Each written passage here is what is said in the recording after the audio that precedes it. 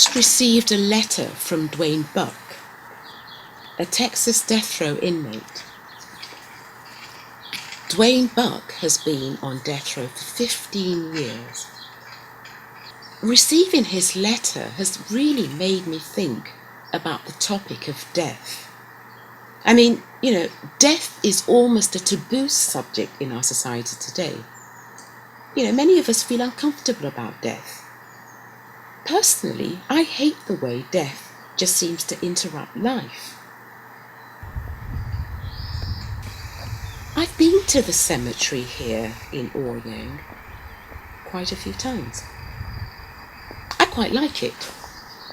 It's quiet, it's restful, and there's a personal tie because some of my children's relatives are actually buried here. They call death the great equalizer. And death touches all of us, and it will sooner or later. So the question, what really fascinates me is, how do we cope? How do we manage with the thought of death? The possible death, for example, of a loved one. I really want to know because, somehow it would help me, perhaps help me to live. And so I'm off to the USA to visit Duane relatives. See, in Sweden there is no death penalty, but there is in America, at least in 38 states, especially Texas, which is actually known as the death capital of the United States. And that's where Duane is. This is Monique, Duane sister. She lives in Houston, and she visits Duane twice a month on death row. So, what's it like for Duane on death row? I mean, how does he cope with the idea of death? That is very devastating for anyone to be locked up in a cell 12 hours a day, just able to come out 2 hours for rec. You come out and you eat and you shower.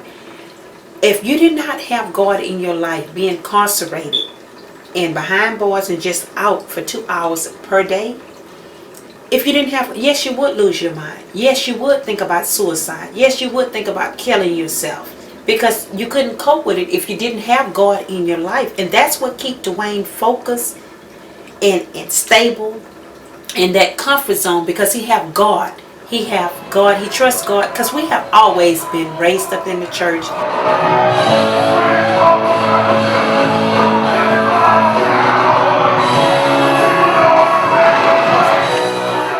Monique believes in the power of love. She believes that love in itself is a way of coping with death. And that's something my parents told me every day of my life, that I love you, and that's something I do with my 2 kids. Every day I talk to them on the phone, every day I live, I say, well, have a good day, I love you. Because I never know if that's going to be my last.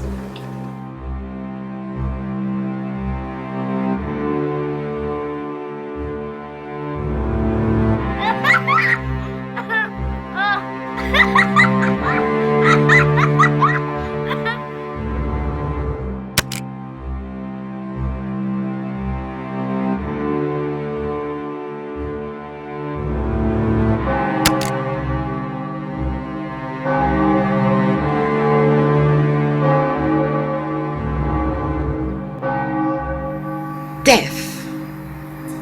How do ordinary people cope? Through faith, through denial, rituals, cemeteries, perhaps memorials to the dead. I mean, we've all got to cope somehow, because like it or not, rich, poor, black, white, from Texas, from Vermland, we're all under the sentence of death. I mean, any cemetery will tell you that.